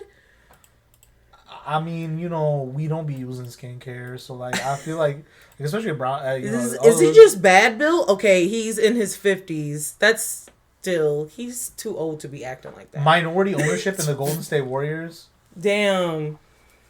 Facebook. Okay. He owns part of Steph Curry. That's crazy. Stop it. That's how they be acting. That's how they be paid. Okay, so Chris LaCivita, Trump 2024 campaign manager, from his playlist Indiana Jones, it's just tracks from different Indiana Jones movies. That's amazing, actually. I can't even be mad. Adam Mosseri, Instagram CEO, from his playlist Hang. July by Noah Cyrus, Leon Bridges. River by Leon Bridges, Sitting on the Dock of the Bay by Otis. But he's taking my stop stealing my shit. Stop stealing my shit. Is he, probably L'Jabaqua? Yeah. No, he is. Wait, wife, go down. Yeah, you're good. Yeah, Wife? Yeah. Oh, Yeah, no, you saw the second part. But we're not getting into it. That last part. Why is into Israel always at the scene of the crime? We don't have time to get into that today. Okay, go down. I just want to say the CEO of Coinbase from his playlist faves, Hamilton. I'm done. Oh, can I just say something that's definitely gonna get us canceled? Wait! What? So the CEO of Salesforce, which is like again a major player in the tech space, right? That's also a horrible name. So from his playlist, High Energy Party, I'm not gonna read the rest of it because this is just.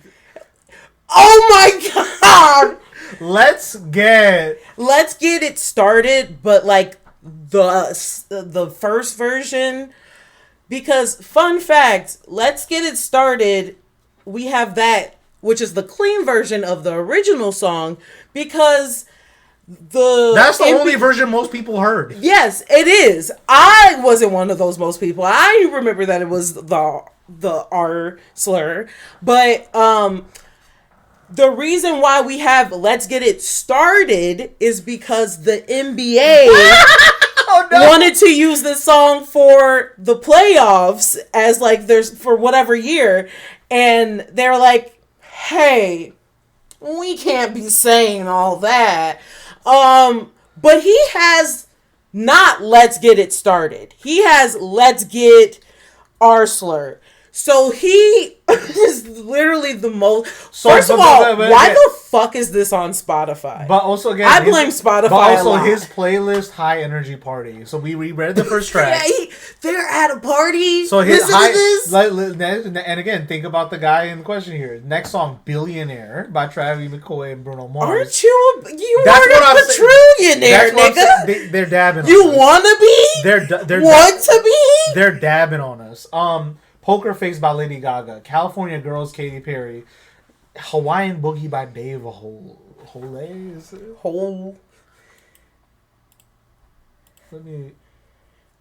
I hope I didn't mispronounce this person's name. Okay. So I will say the thing that I wanted to say that's probably gonna get us canceled. Someone was using a Hamilton clip from like not one of their like popular songs in a meme on TikTok and everything, and it's probably a trend right now. Some people who've probably watched those clips know what I'm talking about. Y'all really was watching that? Y'all was really singing that? Because like the part, it was like him being like, I have to go, and the girl's like, stay with me tonight, and he's like, damn bitch, leave me the fuck alone. But like in Hamilton, so if it's the scene I think I'm talking about, the craziest part then after is he then proceeds to cheat on his wife. Is Hamilton one of those musicals where it's music and less talking? There's no spoken dialogue. They just be straight back to back. Oh my god, you guys, that is truly I didn't even know that that's how it was. That is my biggest hate of a musical. like I hate musicals that don't have any dialogue. I hate musicals where all it is singing. And that is what Hey. There's rapping in it too. Lin-Manuel Miranda, don't ever let me see you. Stop. You got white people rapping, being Alexander Hamilton, a colonizer. But then on top of that, y'all listen to it. And some of y'all know all the words. She's looking at me, just so everyone knows. They're making eye contact. What, do you want me to do it in the Lin-Manuel Miranda voice? No, please. Please, okay, no. Good. Please. Ben Horowitz from the venture capitalist firm Andreessen Horowitz. From his playlist, Good Times. Between the Sheets by the Isley Brothers. Sweet Love by Anita Baker. Let's Get It On by Marvin Gaye. Whip Appeal, 12-inch version by Babyface. Quiet Storm by Smokey Robinson. I just know he hate black people too. Like, I just know he do. I just know he be saying the N-word hard-eater, like, as a pastime. Papa John's level, probably, too. Oh, God. Jacob Hellberg, nominee for U.S. Undersecretary of State for Economic Growth. Number one song past year, Apple by Charlie XCX from Brat. Number 2 song. Is he one of the girls too? Because that's too girly. Ew. Oh yeah, no, he's one of the girls. Why he look like that? What Personal life. Oh no, he's one of the girls. Can I tell you why I knew that? Even like, go back to the playlist. Oh wait, hold on. He is a leading advocate for the 2024 passage of Protecting Americans from Foreign Adversary-Controlled Applications Act, which forced the ban or sale of TikTok. Founder of the Hill and Valley Forum, a working group of American venture capitalists and lawmakers concerned about China's impact on America's technology. Just China, nobody else. Hellberg Literally is one nobody of the top else. donors to Trump's 2024 campaign, donating $2 million in 2024. Previously donated to the Democratic candidates, including Pete Buttigieg 2020. Oh, I know exactly who you are. I know what you are. No, I was talking about ideology.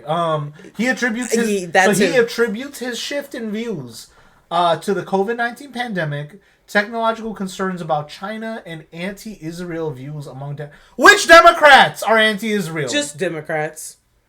On December 10th, 2024, President-elect Donald Trump announced Hellberg would be Undersecretary for State, blah, blah, blah, blah, in his second term. Now, let's go back to his playlist. Number 2 song, Phenomenon by Chappell Rowan. Again, not beating the allegations. Diet Pepsi by Addison Rae is number 3. Pause. Now, this is very important. This is how I knew that he was gay. And you might be saying, how? That's my 7th burp. It piqued my interest with Apple, because out of all of Charlie XCX's song, that is one of the most middest song, and the only time people play it is because they're trying to do the TikTok dance when they're like, I think the apple's riding right to the corner, and like all of that. So for that to be his number 1, 56 plays, how many? That's a lot of times. He was definitely doing the dance. At least, I don't know. I feel like I've played Up in the Club like 200 times in a day once. Up in the club. Yeah, but Up in the Club didn't have a dance associated with it. It just has me memorizing the entire scene of The Sopranos where I saw it the first time. Which was amazing. Give me $500. But Phenomenon, also, Chappell Rowan is literally gay. She is a lesbian and she talks about it all the time. And I'm pretty sure this song was about either being a lesbian or liking a lesbian, you know? But Diet Pepsi by Addison Rae. Now, I don't believe in Addison Rae. I don't know who Addison Rae is. She's that one TikToker who like was the main one like doing all of the dances, the TikTok dances. Like black people will do it and then make it popular, and then she'll be like, perfect, thanks, and then she'll do it and then get on Jimmy Fallon. She's that white girl. And then she was doing it soullessly, and everyone was doing a whole discourse. Yeah, like there was so much about it, and then she's trying to use that to become a like singer and everything. I don't believe in her. I don't believe that she is a person. I try to pretend like she doesn't exist, but I know that she has one single demographic. And these are the people who are actually listening to her. At her concerts, I've seen videos. And it is white gay men. 100%. I'm telling you, it looked like a New York gay bar in the 1970s. I'm telling you, white on white on white. Snow has fell, and it was gay white snow. Not like, you know, we've got. Why am I hearing this in Alex Jones's voice? Ew. Ladies and gentlemen, I've seen videos. Like, I'm telling you, the only people who listen to Addison Rae are gay white men. No one else is listening to her. This is the market research you only get from Greenhouse Gas. This is true. Like, I'm telling you, if all of my brain rot has helped me with anything that I want, like, I see, and I'm like, I am a part of the people who are like, how the hell does a person like Addison Rae get all of these opportunities and all of this stuff? And it's like, because her demographic is gay white men. A lot of them have a lot of fucking money to just be going to see her in concerts, and they're the ones who are there. Well, it's not going to get better for Mr. Hellberg because his next playlist, Political Mojo, Don't Stop, Gleecast. Under Pressure by Queen and David Bowie. That's not even a good Glee. Party in the USA by Miley Cyrus. She Wolf by Shakira. You can say a lot about Glee, but that's not a good song. Next up, The Bitch Is Back by Elton John. And then, again, American Boy, Estelle and Kanye West. Do you do both Estelle and Kanye's parts? Oh, hell yeah. But but you do a crop top when you sing it? No, and then just drop it with... That is truly one of those songs, like, I hate Kanye with a flying passion, and I don't believe in, like, separating art and artists when it comes to, like, stuff like that. He's been doing, yeah, but, like, that song is so iconic. I sometimes will... Not even listen to it on Spotify. I'll just listen to it in my head, like play the song in my head, and I'm like, that was enough. But it was really funny when I went to a Joanne's RIP and they were playing that song, and I was listening to it, and I was like ready to sing, and like, and they cut that nigga out, and I know that's right. Do not put him in that song. Start getting super racist, like, we don't listen to the rap right over here. It was amazing. Rashida. Why is Rashida getting outed? From her playlist, In Love, I'm a Mess, Ed Sheeran, Stay With Me, Sam Smith, Higher Love, James Vincent, McMahon. This is just giving, it's giving white sorority. Do better, Congresswoman. I'm kidding. Obviously, this isn't the whole shit. That's not my joke. I stole that from Chapo. I mean, I don't know, because it's... y'all not gonna say shit about Rashida on my podcast. But from her playlist, In Love, what...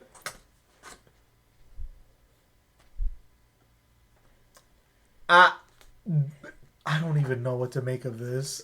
She sounded like she was going through it. Girl, I be feeling that. Oh my god. Okay, some of these people don't matter. Alright, we don't know some of these people. Yeah. I don't think we really know some of these people. So like, that's about as far as we get. For the Panama playlist. The American Eagle jeans ad is probably the last item on the playlist. Oh, sorry, on this note card. I feel like we've already covered this. One thing I want to get at. Okay. What about the American Eagle ad? Yeah, because we covered this with our friends. Yes. Yeah, but that's what I'm saying. That prepped me to have this. Shout out to all of our friends who have already had this conversation who have listened to us, because here's the thing about Sydney Sweeney and the discourse. I've never been a fan. I also don't like turning into like the howling wolf for an actress the way like some people do.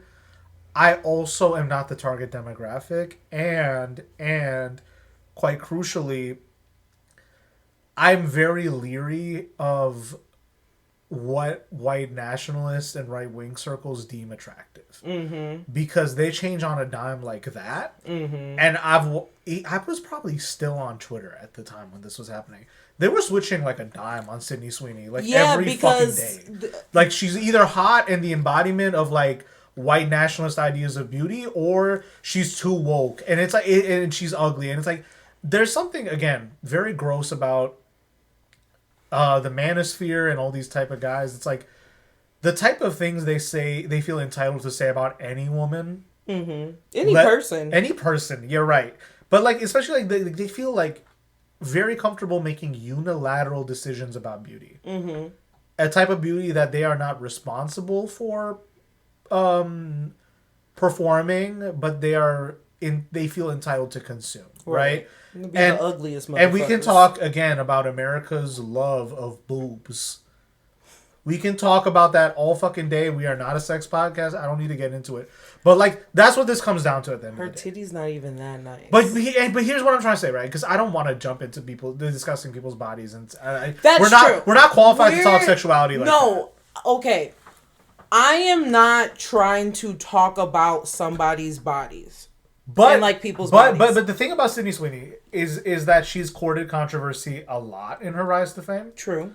And this ties into everything from like the alleged Trump party that it turns out maybe that it was not alleged. Well, no, but I'm saying that people denied it at the time. Yes, and there was picture. If you don't know, in 2020, she had a party was a MAGA party for her mom, and then she on SNL was being coy about it. Yeah. And she tried to pretend like what? It's her uncle. Yeah. Did she say that on SNL? Well, I forgot what it was, but she was just playing coy about it. Like, I had no role in it. Like, she literally said that, like, she planned it when it first was happening, and that was a joke. And here's where this gets interesting for me, right? Is like, because of the implications of that and the discourse surrounding it, everyone jumps into like immediately signaling, because this is the dynamic of social media we've talked about so many times. Something happens, are you for or against it? Right. And more than that, does this represent your ideology or team or worldview or whatever it is? And Sydney Sweeney just became like this weird avatar of like the right for when it was convenient, dropped, pick her up, drop, pick her up, drop. And then when like the right was being really weird about women in general or like hot women in general, then there was this weird operation of like, no, like Sydney Sweeney's hot, what was wrong with you guys? And like there's this...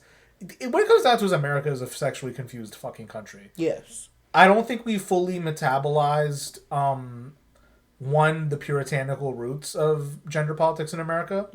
We kind of reacted to it with the sexual liberation push, which again, I'm not here to cast judgment on it, but I think all we've had is counter-reaction to counter-reaction to counter-reaction with no synthesis or growth at any point. So... it's up to an individual to basically figure out how they feel about sex and gender, right? But societally, everyone's fucking confused. And you see it all the fucking time. Right.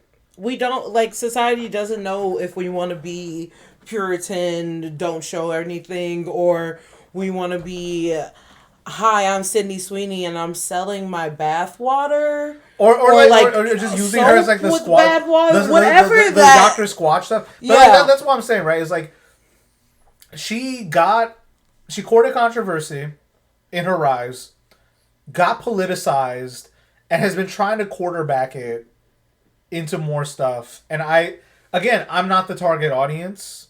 I'm not really a fan. You really aren't, because and I am kind of the target audience, because at first they were trying to workshop her as like a girl's girl and like all of this other stuff. And one of the reasons I think that the right dropped her is because she would hang out with Hunter Schafer, who is like trans and everything, and like they play a trans person on or she plays a trans person on Euphoria and all that other stuff that's a part of the plot.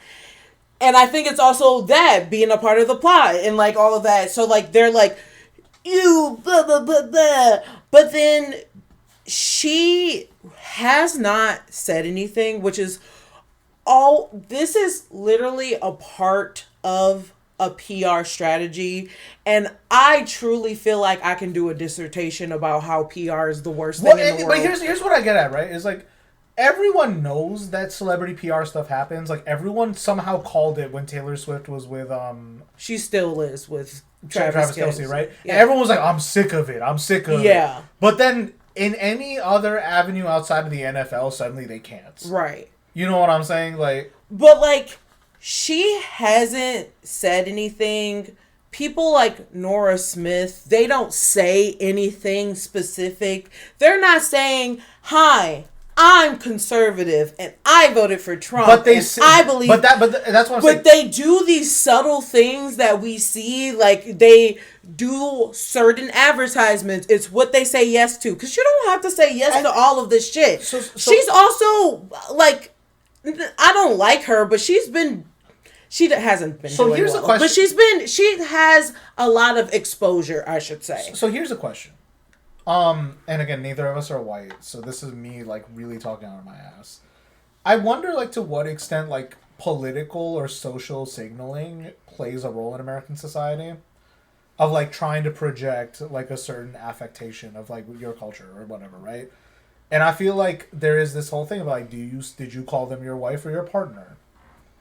Do you wear rainbow pins? Do you have a USA flag? Like people are always reading into these things about people's behaviors and like trying to discern their worldview in politics ahead of getting to talk to them as like a shorthand. And I feel like it's always been kind of like that. Mm-hmm. But then post pandemic, that's really been pronounced. Yeah. But yeah, it's like again this whole thing with the American Eagle Genes ad. Mm-hmm. Again, this is happening in the backdrop of the wanton cruelty of American society at this point. Right. Whether it's what the United States is allowing to happen across the globe with human rights violations, mm-hmm. whether it's our own human rights violations at home with our demonic deportation regime at this point, mm-hmm. Whether it's the rise of xenophobia and racism, as more mainstream in American society and politics. Mm-hmm. I didn't know what to make of this until I saw it, and you showed me a lot of the discourse around it. And I think like what it comes down to is she keeps saying good genes. Yes. As a kind of dog whistle, as a kind of bait and switch for like, you know, mm-hmm. I have good genes, and it's implying like, what are you trying to say, Miss Sydney Sweeney? Because that's what this comes down to. Everyone who's been keeping track of the discourse, or has been forced to pay attention, or has been willingly paying attention, has understood this like drop and pick up relationship of Sydney Sweeney with the right. Right. So when she jumps in and says this, I think people relatably and understandably are like, is that a dog whistle? Is a dog whistling right now? This has been one of the like craziest situations where I've seen a lot of white people be like, yo, that's not okay. And it shows me a lot of things, is that I think y'all do always see the dog whistles and always see the racism, and a lot of times you ignore it. And now, but that there's people might feel more empowered to speak up, but true, you never. But yes, sometimes, but like it has to be someone who's been known to be like Republican and all this other stuff, pro MAGA, getting slightly more conservative and like weird, like not body positivity, more like I'm selling my body to these companies so they can use it for whatever advertisement. Which is like, yeah, in a technicality, that is what these advertisement is, but it's less of I'm selling them my clout, my celebrity, like the persona that I am. I'm selling them specifically the body of Sydney Sweeney. So one quick question. Was American Eagle ever associated with Abercrombie and Fitch at any point? Were they? Like, I don't know. No, I think they were. I think they might be separate. But like, also, I don't. It might be one of those people where it's like they're competitors and they're all owned by the same thing. You know? Yeah. Let's see, Aeropostale. Okay, never mind. I was conflating a bunch of things, but what I'm trying to get at, right, is like everything about this is a microcosm of like everything wrong with American ideology. Yeah. But it also just begs the question, like, is the right that has begged to be culturally relevant, now ascendant and in those positions, trying to dab on people. Yes. And that's what I'm saying, right? Because why wouldn't they? But more than that too, it's like everything about the ad was very cringeworthy.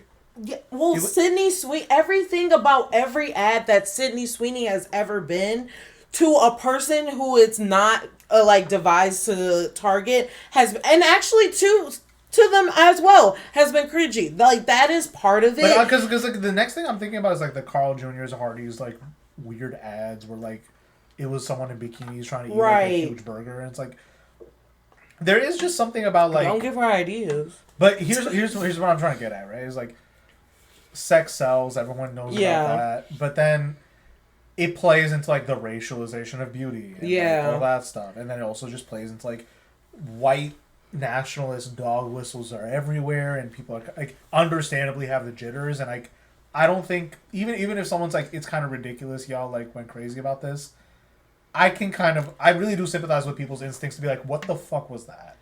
And at the same time, like there's something to be said where it's like if advertising was previously catering to a hegemonically liberal culture, are they making the calculation that fuck it, we can sell jeans to white nationalists, why not? Yes. Yeah. But like the thing is about this ad is this is a play on another ad. I can't remember from who, but another jean ad of Brooke Shields when she was underage, and it was very like overtly sexual of her putting on these jeans. Look it up if you want to, but like I don't think you should. Trust me, bro. But it's like the same kind of things, like, and it's like, so you went from this ad being pedophilic to this ad being white supremacist, and like one of the most important thing is if you're gonna get someone to like advertise jeans, maybe they should be able to fill in the jeans. Because okay, and here's the other thing, because like didn't Beyonce do a jeans ad this year? Yes. So it's like I thought the whole point of jeans was you fill it out. Yeah, and that was quote unquote sexual appeal of it. That's what I thought. That was like the whole and like it's like, well, I know my ass ain't about to look like Beyonce in my jeans, but like also I'm not getting my jeans tailored to my body. Like that's right. Like they want us to think about like all of these jeans are perfectly tailored to your body, but with fucking Sydney Sweeney, they was like, put her in the loosest jeans. Actually, joggers. Have somebody who's just like one size bigger than her go run around the block in them real quick. Put them back on her. Well, listen, and then have her do like 20 squats to make it the loosest as possible. I'm pretty sure it's probably somebody old ass jeans. Well, I know that loose fit and like baggy is like a fashion. That statement. Is not how that is. But that's what I'm trying to say, right? Is like, so why is the jeans baggy, but like her tits is like that bitch needed a belt. Like, I bet you if my mama saw that ass, she would be like, she need a belt on. That is But here's the other thing too, right? Because like I don't want to get into again. Why was she laying down like that? Why was the angle like that? Everything about it was too sexual. It was too like it was giving weird innuendo in all ways. But then the other thing about it, the booty Overton window. Because again, we're not qualified to talk about sex and sexuality, but we're pushed into this. I thought we went on like the booty Overton window shifted to huge. Are they trying to like? That's how you know that we are getting more conservative. I'm telling you everything. Like I know I'm a little crazy. Make my butt look big. But when is the last time we had that? When it was super conservative. When did Kim Kardashian start taking out her ass? Obama, you're right. No, she started doing that in Trump. Oh, you said when she took the BBL. Took it out. Okay, took out the BBL. You can't say that. She did. She literally did. I didn't know. What the she took out that BBL because she was like, God. This isn't cute anymore. It's not on trend. I don't want to be black anymore. I'm done playing with you and its blackness. But like Sydney Sweeney. Like, again, that also, The true thing about this ad, none of her shit was fitting. They should have tailored that shit. Her jacket literally looked too small. And like maybe they were going for that to maybe really pop out her titties because she has a C cup at best. Not trying to be I'm like not really weighing big. in on, I'm not weighing in on but this. I'm saying as someone who has had back pain because of what I have been endowed with, she does not have. Our is now exploding because you said that. God damn it. She does not have these huge tits that everybody is saying. The thing that you guys like is that cleavage. She has cleavage that is like deemed like really good cleavage, really good tits, and then which means that they're perky. And then she's white, she's blue-eyed, and she's blonde. That is what the ad companies and all of these other companies are buying, and all of these casting agents, all of this, the reason we have Sydney Sweeney is because they like that she's conventionally attractive, white, blonde, blue-haired eyes. She is basically, I wouldn't say that because I don't want to get sued. All of this is alleged, but she is giving they are trying to force her to be Hitler's girl. And it's the one thing about the Hitler girls and all that other stuff is they believe in that ideology and they were loud about it. Is that Sydney Sweeney? I'm not saying she is. But wasn't she a card-carrying Republican? She is. She in Florida. In July 2024, my bitch was like, June 2024, I believe. She in her Republican house was like, gotta make sure I register to vote as Republican in Florida. Think about that. You think she just tried to make it blue? Let me switch it up real quick. So for the two Gundam fans listening to this, I don't know if anyone remembers this, but like, because again, like everyone has this whole discourse about like they put Timothy Chalamet, Tom Holland, Oscar Isaacs, Pedro Pascal, and everything. You know what I'm saying? Sydney Sweeney was also getting put in a lot of stuff for no reason, and like all that stuff was bad. Well, so hear me out. So they were talking about a Gundam live action movie. Oh yeah. And there was talks about like Sydney Sweeney is gonna be cast in as a lead. I don't know how that's gonna go now, but all I'm saying is I don't think Gundam should ever be a live action thing. Period. Me either. I think the magic in all of it is the animation, and what I actually think is it should be more like the 80s, 90s animation. You should be doing actually. I think like it should be.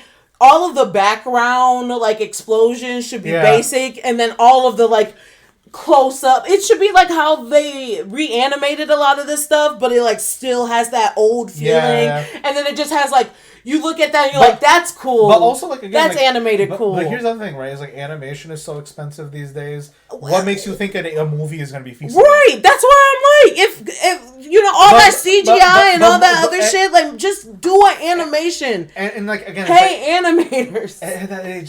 It's so fucking crazy concept. It gets so weird for me too because it's like, why Sydney Sweeney as like a lead? She don't even because they think like if Tomino, they're trying to shop her with everybody, so they're like, is the girls gonna like her? Well, some of them realize that she's gross, and she's like, is just average white dude gonna like her? Like maybe so, but like maybe not. Like. They keep going around different demographics trying to, and I think every time there's a rumor like that, they're just trying to trying to workshop and see how people feel. And if people are like, yeah, I like that, then they're gonna cast her. But like, if people are like, that is the stupidest shit I've ever heard of, then they're gonna be like, oh yeah, it was just a stupid rumor that nobody was ever gonna do. Knowing Tomino, he would probably want Zendaya. And I know people complain about Zendaya getting cast and everything, but like, I feel like Zendaya could be a Gundam protagonist. I believe that. But that's what I'm saying is like I was really pissed about why is Sydney Sweeney getting put in everything, and I feel like there is this idea, there's this anxiety in the entertainment class. I'm going to call it the celebrity class of like, well, hegemonic liberalism isn't playing out the way we wanted it to. And I feel like that's an overstatement. You know what I'm saying? Is people are seeing the electoral success of Trump and like statements from people about wokeness. Right. And it's or like they're, we're not paying attention to young men. I think like it's avoiding the elephant in the room, which is talking about economics. Mm-hmm. But because of that, then they're like, well, we need to pander or cater or reincorporate this right-wing strata into our profit plan or our viewership or whatever it is, and we'll do it by pandering. And in some way, it's like it always beautiful how it came full circle, where it's like the right wing accuses the entertainment complex of pandering to liberals and minorities with wokeness, but then like they want basically the same thing, right? But yeah, just in conclusion, right, is like I've always been wary of this stuff because if you look at, I don't know, again, I've always been able to look at like India as my personal example because as like another Pandora's box to look into, and like again, politicians will leverage celebrities in similar ways. I'm sure other countries have a similar like approach to this, right? Getting musicians, actors, what have you, to endorse you or campaign on your behalf or make statements and interviews on your behalf and all this stuff, right? Mm-hmm. So like the use of celebrity, the use of entertainment, the use of spectacle in the service of politics should not shock anybody. And that's why I think like before I would deem this frivolous to talk about celebrity culture and stuff, and I still think that like celebrity culture is a bad thing for America. But this actually helped us get back to the president. But like also not the thing is not talking about it doesn't mean that it's still not affecting the world. And it's like obviously as we talked about it, it's all connected. It truly is. Well, and I think that's the way you square the circle, right? Is like that madness has to go somewhere. You know what I'm saying? Like it's not enough to be like, well, okay, America is like a colonial bad thing. And that, like, it's inherently, creates unjust structures. Right. Where does the madness that those structures create goes? It goes back out into society. It goes back out into people's lives. And this is how it plays out. Right. It plays out as, what were we calling it? True crime on fentanyl? Is that what we called it? Yeah. True crime on fentanyl. I'll have to go back through it, but that's everything I got for today. I think I should share some of my favorite things that were said. One, again, the thing that surprised me the most about this is that so many white people had like a visceral reaction to seeing this and understanding immediately that this was not okay. And that this is creepy and stuff. And a lot of people don't like Sydney Sweeney and haven't for a while. And I've heard... I always got the vibe that the character she played in White Lotus was her, and I'm kind of not shocked. I kind of got the vibe that the character she plays in Euphoria is her. Which is a pick-me bitch who would have sex with her best friend's boyfriend. I had never watched Euphoria, so I can't comment. Yeah. But... White on white crime, is that what we get into? Yes. Some of the things that were being said about her... I gotta pee. I'll let you leave this section. Because some people have not been as tasteful with how they explain their dislike of someone. So they will just go for the jugular, which sometimes you got to. They were saying that she had fetal syndrome, alcohol syndrome eyes. She has trailer park face. Which is like how your face from the trailer park. A lot of people were talking about how, like, she looked just horrible in those jeans, which is so funny to have the idea of just being like, and she didn't even look cute. And another tweet I saw is that, like, sometimes Sydney Sweeney does something, she gets whacked, and people be like, she's horrible. But, like, a lot of the times they're just over here like, she doing all this shit and she's mid. She doing all this shit and she ain't shit. Like, that, like, I don't know if I would ever be okay with my whole thing being that I am they're America's Next Hitler girl and everybody else is calling me mid. Yeah, I mean, again, there's just something about the whole discourse about, like, maybe that's just the type of person I am. Like, I don't like to talk about people's physical appearance. Yeah. But there is just something very funny about, like, again, this is just something I've noticed. Again, white people, shout out white people. Gotta be one of the people. Y'all gotta be people for sure. For sure. No, because, like, it's like, again, there is just something about, like, American culture where it's like, I mean, I guess all people do this, of, like, immediately calling someone trashy or trailer park like that. I've always just been like, why'd you go there, man? Like, what the fuck? Like, just pulling class into it is always funny. Oh, so, yeah, no, white people get dirty. Like, I tell you, when race is not there, they will still find a way to other people. So, no, that's when people are class conscious. Oh, yeah, that's when, white people are like, how dare you? How dare you tell me something? I can't control my class. I can't control how much money my parents had. But I can control being black? The fuck? Like, do you, hear yourself? Wait, you mean you don't put it on every morning? I don't, bro.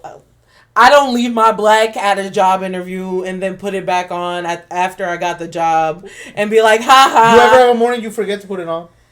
That would be crazy, bro. And you pull up to work, oh my god, I forgot to put it on. Oh my god, John. I cannot believe that I forgot to put on my black today. I'm so sorry. I don't know where we're going with this.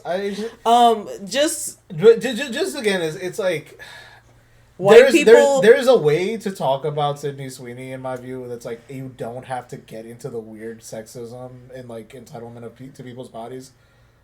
But you can really go to the jugular with, like, her opportunism, this weird pandering to conservative audience. I mean, like, that's where I would focus, because, like, weren't you reading someone's tweet where it's like, I have a friend who's a misogynist, and when I told him about the controversy, he said, see, as an ass man, you would never yeah, you would never. Why they even hire her? She ain't got nothing back there. She ain't got nothing to hold it up. It's just, again, it's like that. There's raunchy humor that's like, I'm not gonna get into today. It's not my business to do that today. But, like, again, none of the. You are not immune to propaganda.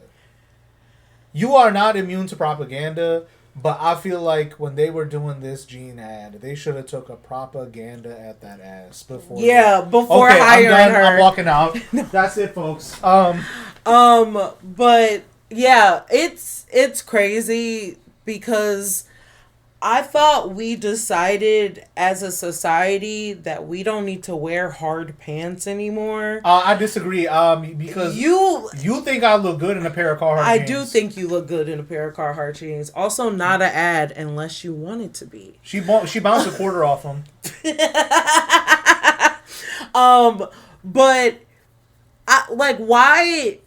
Jeans don't need an ad. The reason why Beyonce did an ad is because she had a song and it also ties in, blah, blah, blah. But, like, also, American Eagle, let's talk about it. Let's talk about American Eagle. As someone who's always been thicker than a Snickler. American Eagle is the worst brand because they have one of the most deceptive sizing and everything. You will pick up something that you've been wearing in every other size, and you put that shit on, and it's like, please do not rip these pants and have to pay for ripped pants. And not the cute kind of ripped pants. I'm talking up the ass crack. Mama gotta sew it back up. American Eagle's bad jeans. Like, they're not good. They've never... sizing's off. But Sydney's what they were good jeans. I have good jeans. Jeans are discovered by your parents and then given to you as a baby. No, not a baby. Offspring. Why are you saying offspring, bitch? Nobody... First of all, that sounds like that was like someone put out the AI and was like, write a gene ad, make it really racist and Nazi. And they're like, offspring. To be clear, right? Like, good genes. Like, I know there's always going to be one person who's like, well, I don't get what's the problem. Eugenics. That's what people are fucking, like, are worried about right now. Good genes. Like, first of all, again, something that someone said, a white person said that she's the type of blonde and blue-eyed that you only get from multiple... Stop. rounds of incest and inbreeding. I didn't say that. A white person on Twitter said it. I'm just telling you. We're going to say that for everything now. A white person on Twitter said it. Actually, that's the new title. That's the new title. A white person on Twitter said it.